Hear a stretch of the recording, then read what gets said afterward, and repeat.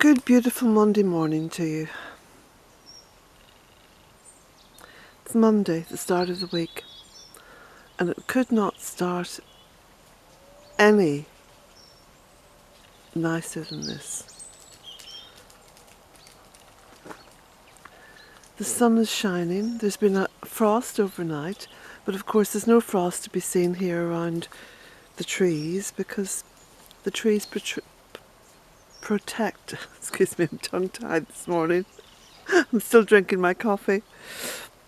The trees protect the earth from much of the extreme weather, you know, whether it's frost or snow or heavy rain or whatever. These beautifully protective trees, look at them, and so gorgeous. And hardly a cloud in the sky, just a little wisp here and there. And there's the wood smoke just seeping out from the chimney. And the birds singing. There's a little robin up there, look, on top of the tree. Can you see? Two little robins. I think they're little robins anyway.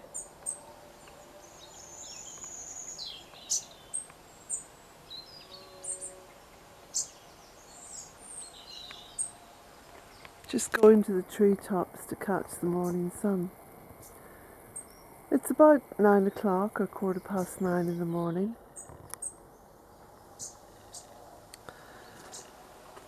And I've got an almost finished cup of coffee here. Still have some flowers out, oxeye daisies. Really is hard to believe that this is all north facing. It really is incredible the way the flowers and the plants and the shrubs and the trees all look to be sort of bathed in a natural warmth that you'd normally get on the south side. But anyway, just beautiful. And the bistort, see those beautiful pink flowers? Bistort is still out. These little rustic beds have done extraordinarily well. They've been a huge success. Much more of a success than even I thought possible. And I'm a natural born optimist. Just with an inch or two of soil on them. I mean, look at this one over to this side. Just an inch or two, probably not even an inch, of homemade compost dropped directly onto the gravel and just held in place, you see, with lumps of wood and bits of stone and the occasional pot. And the abundance has been amazing. Look at this. Little sort of microclimates and all been set up here. Just in this little rustic bed, and it's what? About 2 feet deep? Something like that. Just incredible. And look at this. Still have some what's that called? Little flowers. Can't think of the name. It's too early in the morning for me, Jack, to be thinking. I'm just flowing. You don't think this early in the morning, you flow.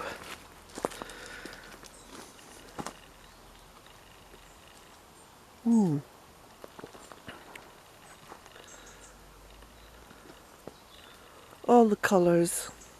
And look at the richness of the leaves down here. But anyway, let's be practical now, and I'll take you over to the tunnel and show you what's happening over there. Oh, I'll show you a little bit what's happening here as well, because I have been tidying, doing that lovely end of summer tidy up, and the famous chop and drop. Been doing lots of chop and drop. Look at this, Sweet William.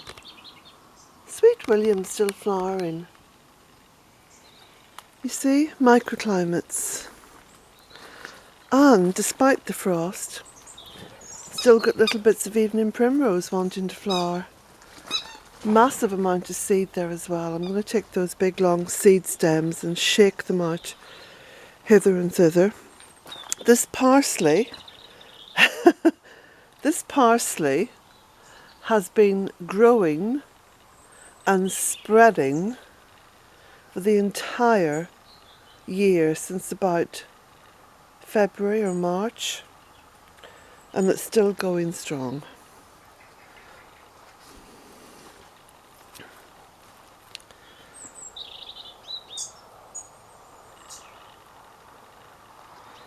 So this is just showing you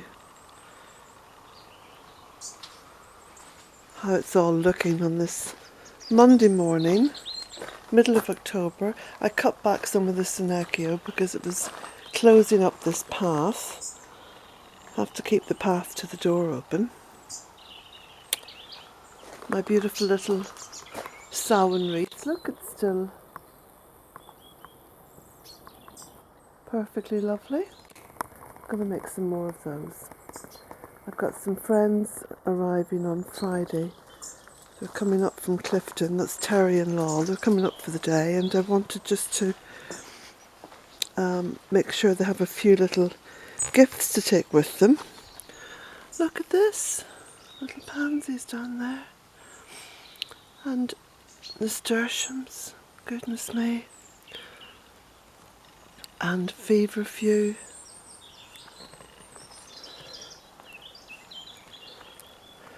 A second flowering in some of the plants and some of the herbaceous plants.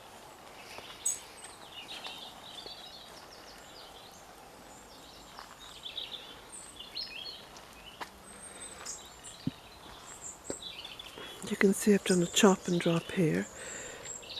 At the beginning, of course, the chop and drop always looks a bit untidy, but then as it settles down and biodegrades, it actually makes it all look really neat.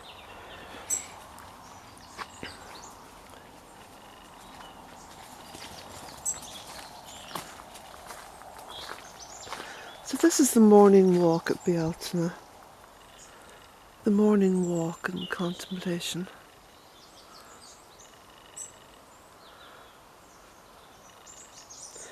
So I've got books and maps and calendars to post this morning.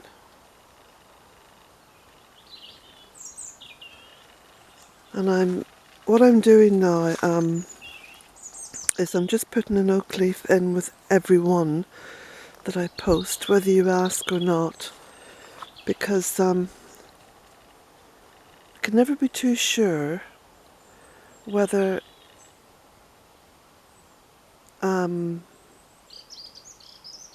you've emailed me or not.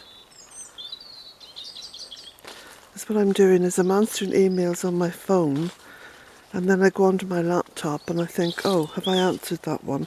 Oh, it's got a bit confusing for me.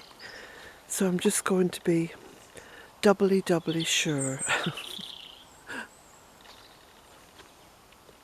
Don't expect me to talk sense this early in the morning. I can't. Not at this time of the year. Oh, look at the colour. Look at these colours. You see what I mean about having a woodland garden? Why on earth would anyone with the smallest amount of space not want to plant something like this? It's the most colourful, beautiful chaos you'll ever see.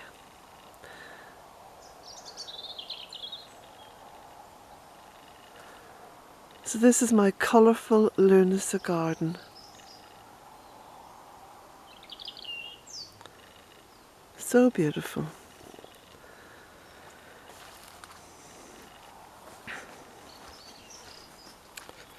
We'll have a little look in the tunnel. So, I've got another fish box. I was at the market on Thursday with my brother, and You know, I said before that the fishmongers give these away free because they have to get rid of them. Now, polystyrene is a huge problem worldwide. It's very hard to get rid of this stuff. But you know something? It does behove us to find uses for all this crap. If we're going to accept packaging, which the majority of us do, we don't seem to, you know, openly reject it. There's no big protest against packaging. But if we're going to accept packaging, then it really behoves us to find as many different uses for it as possible. This is perfect, absolutely perfect for growing on seedlings and for growing on microgreens. And of course I'm going to line it with some sheep's wool, unwashed, because that way it has all the goodness trapped in it. So I'm going to line the box with that. And Jack, by the way, had the most incredible time when I put the box down on the ground. He licked out the box. he obviously had that taste for something fishy. Yes, there was something fishy going on there, Jack. So he licked out the box, and he was at it for about half an hour. He just absolutely thought that was fabulous. Obviously thought it was a great treat. So it's been silly.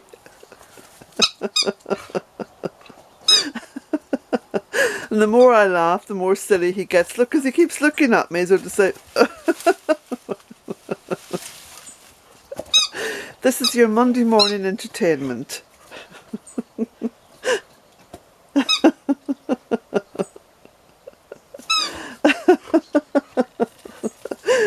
Oh, he's such a character. And I'll have to stop because the more I look at him and laugh, the more carry on he does. Now, so, fantastic growth here in the tunnel. Just fabulous. Now, I am going to work up this way. Absolutely, I will be working on this. But I have been so extraordinarily busy over recent weeks, if not months. But look at this. Little, oh God, my brain is just, you know, it needs to have one of those electric cattle prods pressed against my skull to get me going in the morning. You know what that is, it's marigold or whatever it's called. Come up on its own. My head hurts actually. My head hurts even having to just point this camera. But look at this. Look at this. Isn't this incredible? The shadows on the plastic of the tunnel. The morning sun.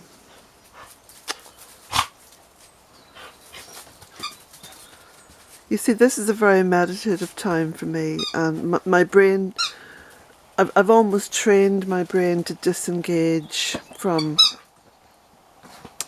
the kind of left side, you know,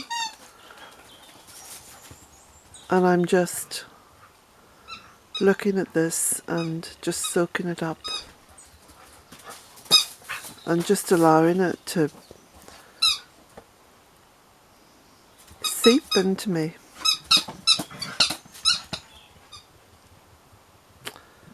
So beautiful.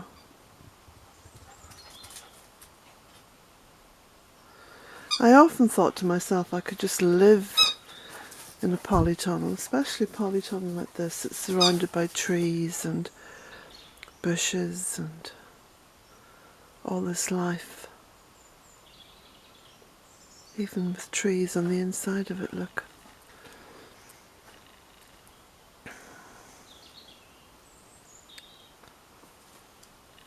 So beautiful.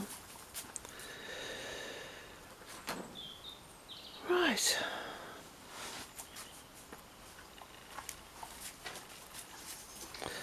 So have you finished your silliness? Whilst you're being silly, Jack, I'm being sort of mindful and meditative. We make a right pair, don't we?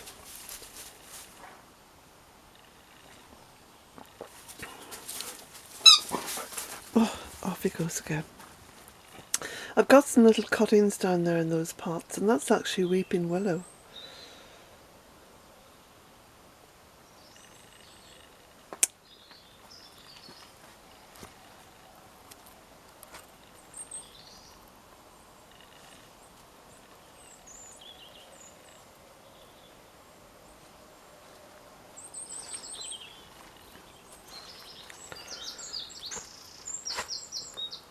Got a wee bit of cutting back to do along here.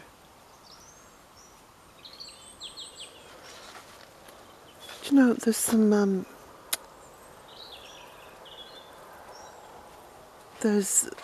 big sort of recycled rubber mats. They're great big thick ones, you know, that would normally go into a children's play area. You know, that soft.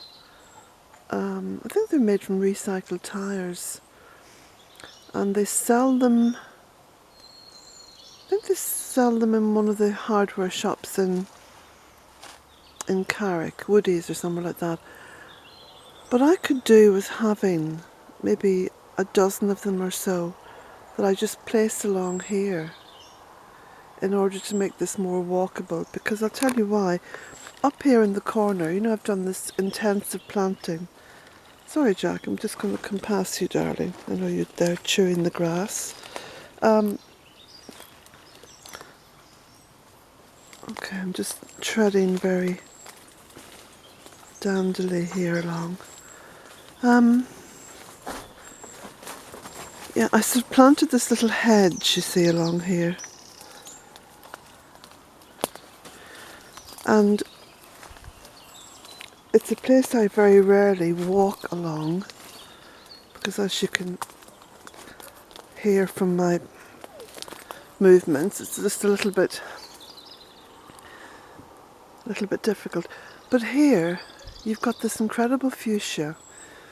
You've got the candy pink one, which is up there, and then this beautiful red one. And in here, you've got this little mini woodland thing happening, you know, where you have this density and the shade and the leaf drop and the protection.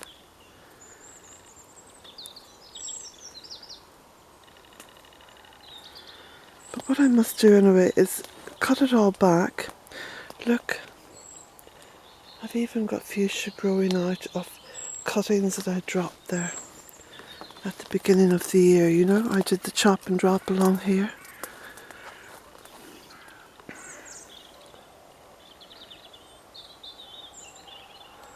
It's actually a beautiful little pathway. But I'll just go out this way now.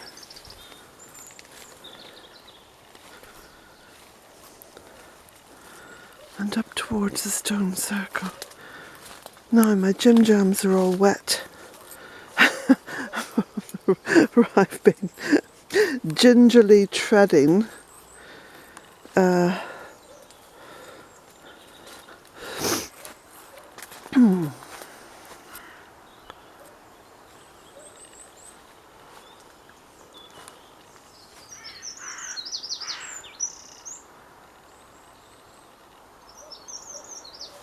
got some pieces of ash tree there to bring down to the barn.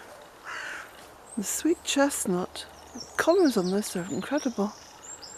It's got very high this year, it's grown so well.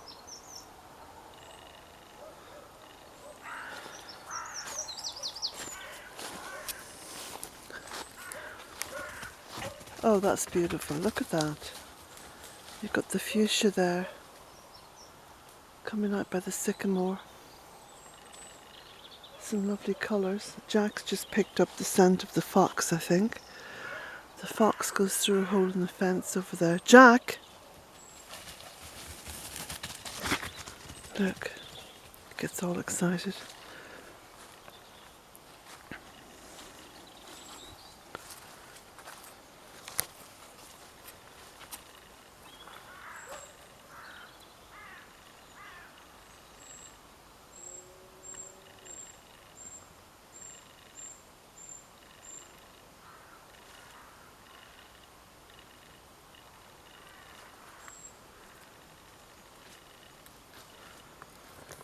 So the morning sun was just illuminating this fuchsia.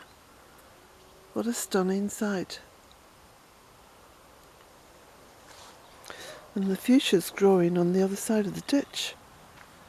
Growing right over there. But it's just leaning right across the ditch. To come out of the direct sunlight. Isn't that beautiful?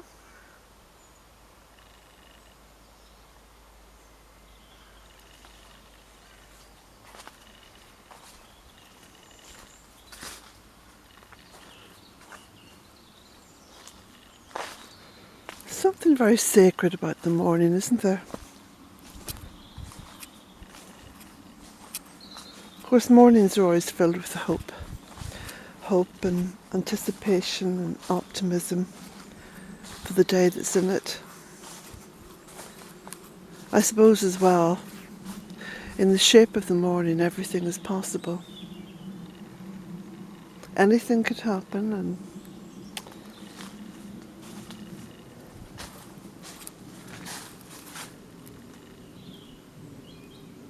sometimes extraordinary things happen. When you look back and remember the morning, you think, oh, it just started so simply.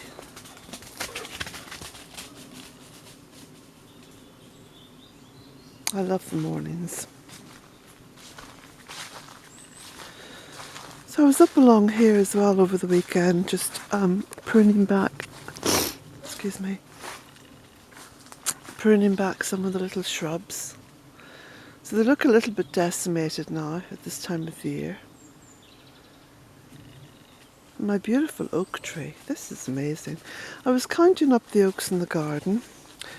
I say the garden, the 3 acres.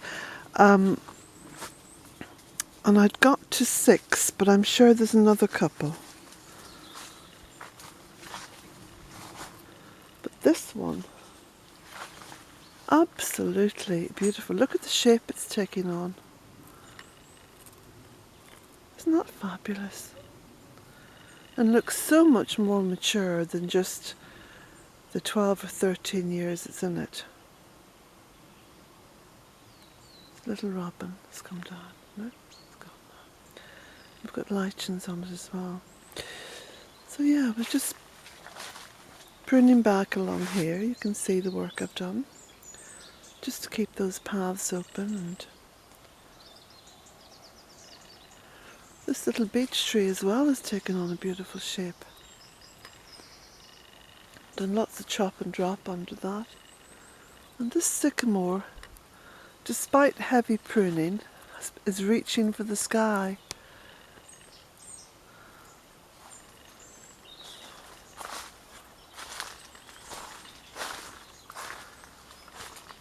And then this beautiful little weeping hawthorn. It has a weeping habit.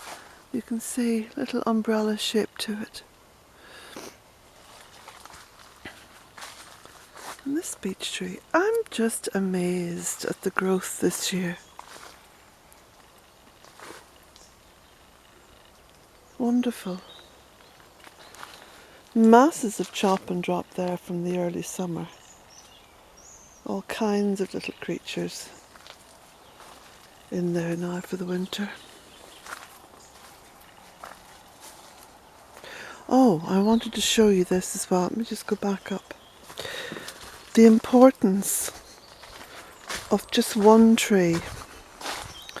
So we look at the oak, because apparently the oak has got so many different little creatures and species living on it.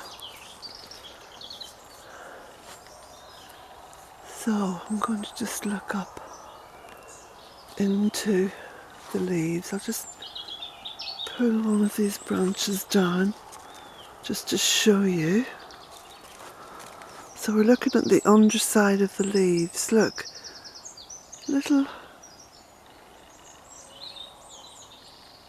insects have laid their eggs. You see, look, see this?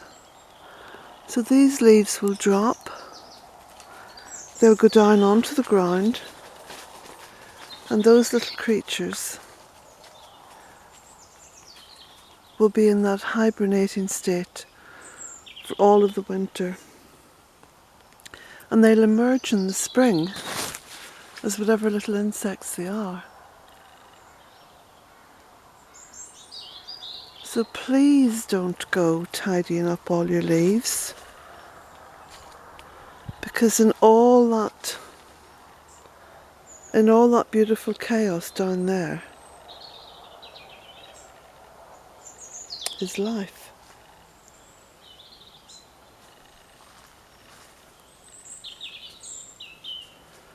Maybe that's something we need to meditate on.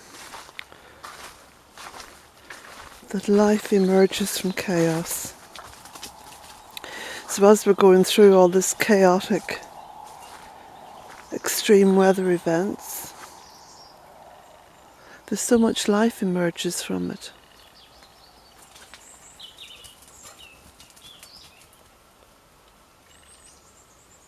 If we let it.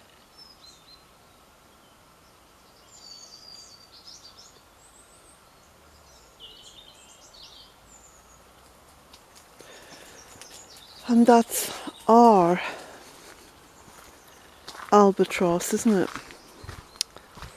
That we just don't allow life to go the way she wants to go, which is to be joyous and abundant.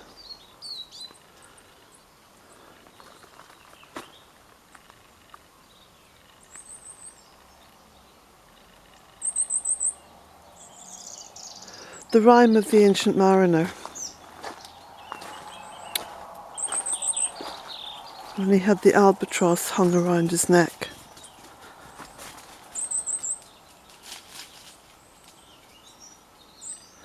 And it was only when he recognised and blessed all the living little creatures in what he had previously perceived to be slimy things, slimy, horrible things, and it was only when he recognised them for what they were, which was life, and he blessed them, and as he blessed them, the dead albatross fell away from his neck. That's an incredible poem. Well, it's an epic poem, it's a story. The Rime of the Ancient Mariner. Samuel Taylor Coleridge was the author. And there's an incredible book version of it, illustrated by Dore, D-O-R-E, probably the most significant, in my eyes anyway, artist and illustrator of that time.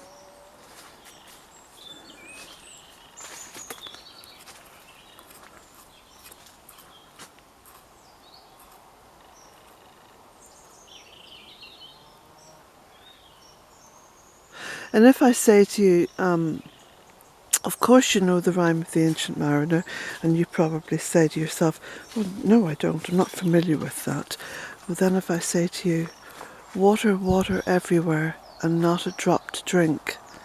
Water, water everywhere, and all the boards did shrink.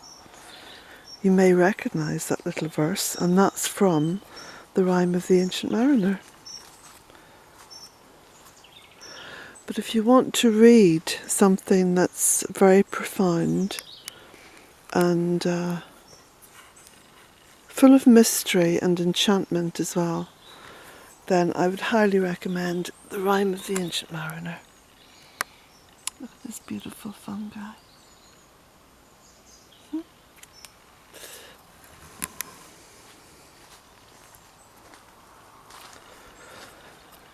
Now,